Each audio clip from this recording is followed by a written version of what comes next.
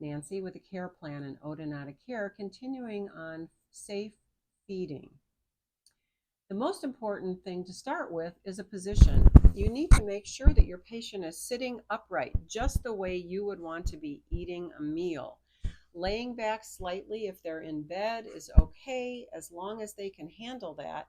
You certainly do not want a patient to be lying flat. This is when the problem of aspiration can happen very quickly, and that is that food or fluid can go down into their trachea or their windpipe directly into the lungs and cause pneumonia. This is very common as a patient begins to decline. So positioning, number one, make sure that they are positioned as well as you can get them.